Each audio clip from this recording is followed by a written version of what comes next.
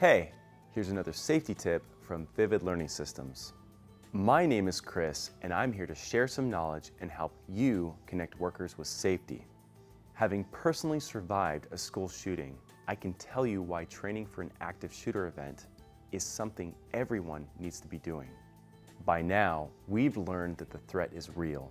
It's past time to confront this new reality with preparation and awareness training. Let's talk about the brain. When confronted with extreme physical violence, our caveman brain takes over. This is your body's way of putting you on autopilot in order to survive. And the first thing our primal autopilot does in these situations is freeze our body in motion.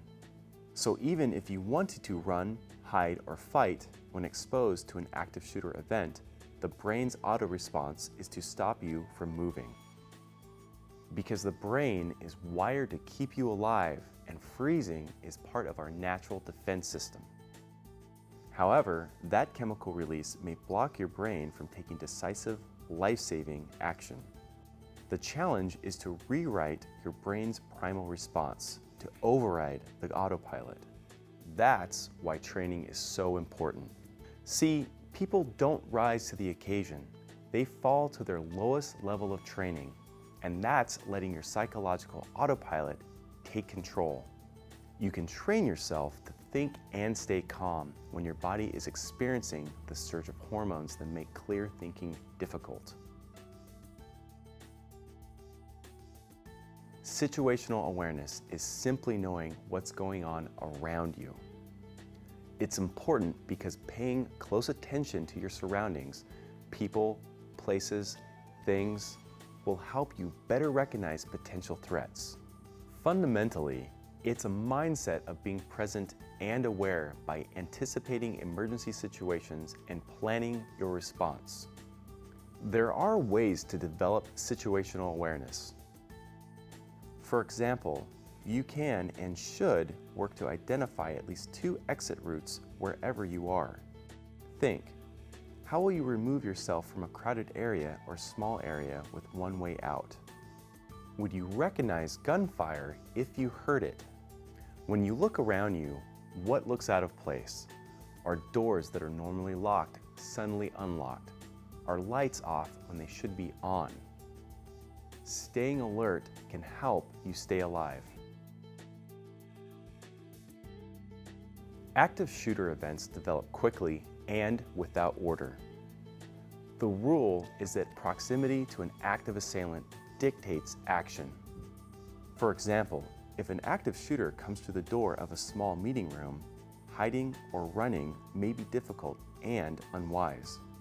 Remember also that your natural response, freezing, fleeing, or fighting, may be the wrong thing to do.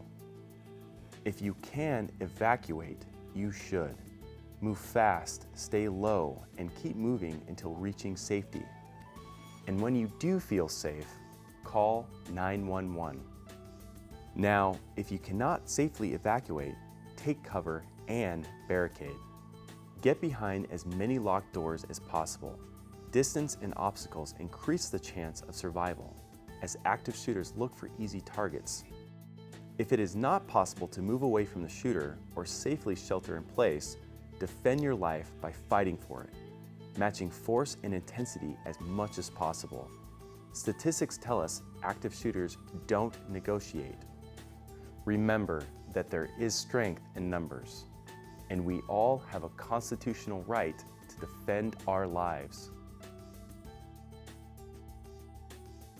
According to Homeland Security statistics, the average police response time in an active shooter event is 18 minutes.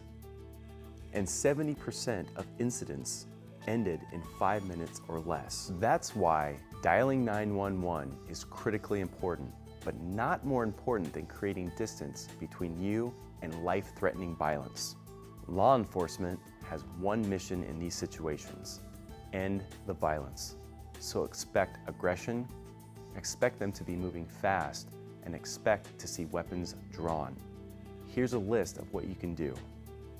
Get out of the way. Don't be a target. Put your hands up. drop your cell phone, get on the ground, and stay there. Drop anything you have in your hands. Cover your head.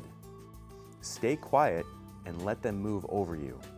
If you are a concealed weapon permit holder, disarm prior to the arrival of law enforcement.